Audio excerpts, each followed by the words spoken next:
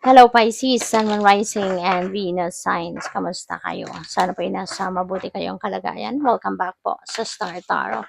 At kung bago kayo rito, welcome din po kayo. Please subscribe, like, share my videos, and leave me a comment kung naka-resonate po kayo. Thank you. So, first card ni Pisces, we have Rainbow Blessings. Napakaganda nito kasi blessings are showering your life, diba? Maraming biyaya ang dadating sa buhay ninyo. Maraming biyaya ang lalapit sa inyo sa ngayon. And this could be in various areas of life. This could be in many different ways, no? Na dadating or different forms yung pagdating ng biyayang ito. So, yeah, have fun and enjoy. Begin now. Take your first step. Okay? Huwag na kayong magpatumpik-tumpik pa. Maaring nandito na yung opportunity. So, begin now. Start taking action towards whatever this is, Take the first step now. Do not wait for tomorrow. Do not wait for a day after tomorrow. But begin now. No? Kasi maaring ito na yung timing. This is the right timing for this thing to unfold or to happen. Okay? So what else? We have staying focused. Hold the course. Okay, hold the course, staying focused on what is best for you. All right? So, yun, wag kayong padidistract sa iba, wag kayong padidistract, wag kayong patitempt sa iba na instead na nakafocus kayo sa kung ano man ang bagay na kailangan mong pag-focusan ngayon, madidistract at matempt ka na iwanan ito, 'di ba? At ma-divert yung attention mo, yung gano'n. So, don't allow that to happen. Stay focused, hold the course, at huwag mong hahayaan, 'di ba, na makuha ng iba ang inyong attention or ma-tempt ka, 'di ba, na ipagpaliban ang kung ano man yung ginagawa mo ngayon, ano man yung pinagtatrabahuan mo ngayon para pagtuunan ng pansin ng iba na hindi naman mahalaga. Okay? So, by the way, maraming salamat for subscribing. And if you haven't subscribed yet, subscribe na kayo. And also, maraming salamat din for not skipping the ads. Malaking bagay yan sa akin. And also, please click the join button sa baba ng video kung gusto niyo na mag-join kayo sa membership. Okay? So, we have in the vastness of it all.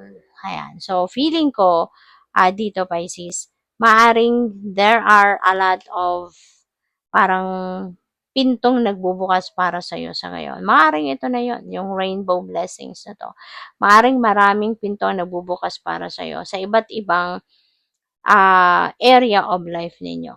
Now, there's so many opportunities, there's so much potential out there na maaring kayo ay yung parang pagpipilian ninyo. Kailangan ninyong pagpilian.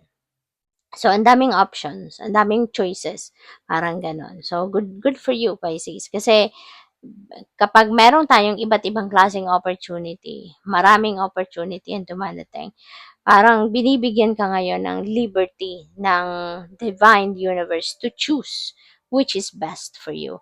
You are being given that opportunity para makapamili, para makapamili at magawa mo kung ano man yung sasakto sa gusto mo or yung magkakaroon ka ng pagkakataon na makita mo kung ano yung makapamili ka ng kung anong opportunity na naka-align doon sa goal mo, naka-align doon sa pangarap mo, or naka-align doon sa kung ano yung sa tingin mo makakapagpasaya sa'yo. So, we have love forgives distance. Wow. So, feeling ko dito, ang iba sa inyo is maka-LDR, maka meron kayong karelasyon na nasa malayong lugar.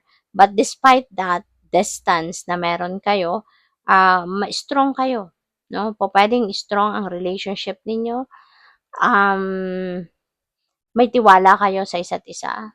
Strong ang pundasyon ng inyong pagmamahalan. Kaya, despite the distance na meron kayo sa inyong relasyon, parang wala kang kaba, wala kayong takot, na ba, na kung ano man ang mangyari. Kasi may trust kayo sa isa't isa at malakas. Alam ninyo na matibay at malakas ang inyong pundasyon sa inyong pagmamahalan. Kaya kung meron man, minsan may mga shortcoming siguro ang isa sa inyo, may mga pagkakamaling nagagawa, 'di ba, ang iba sa inyo. Kasi tao lang tayo, hindi tayo perpekto. Talagang magkakaroon at magkakaroon ng mga pagkakamali.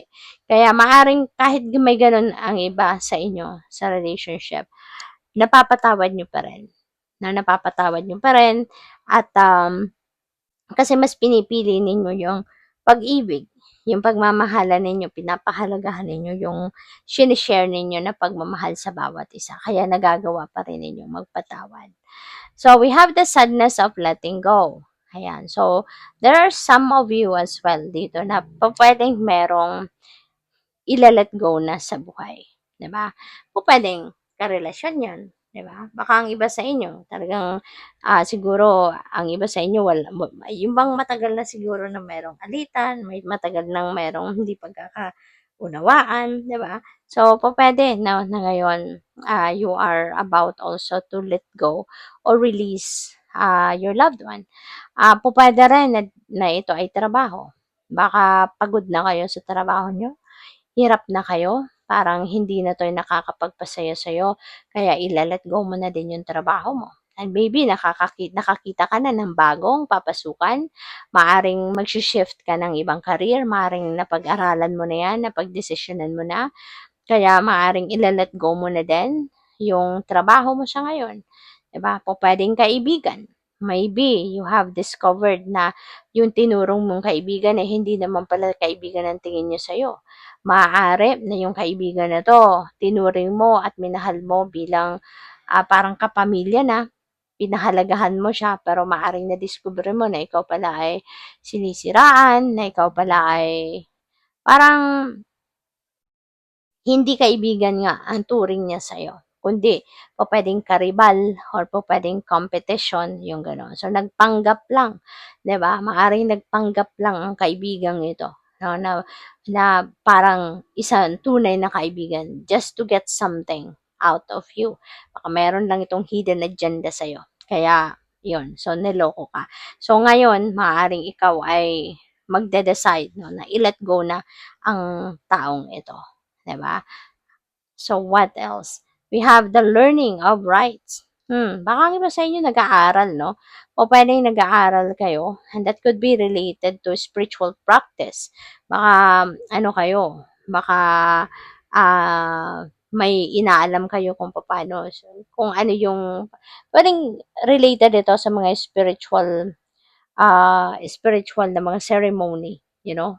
Pupuwedeng gano'n. So, baka inaaral mo or baka ngayon tinuturuan ka or baka baka marunong ka na nga, 'di ba? At maaaring ikaw na yung nagte-training sa iba, puwedeng ikaw na yung nagtuturo, 'di ba? Maaaring ikaw ay, pupuwedeng related din ito sa simbahan, mga gano'n, mga seremonya, mga ritwal, mga gano'n. So, good luck. Thank you for watching. Love and light. Namaste.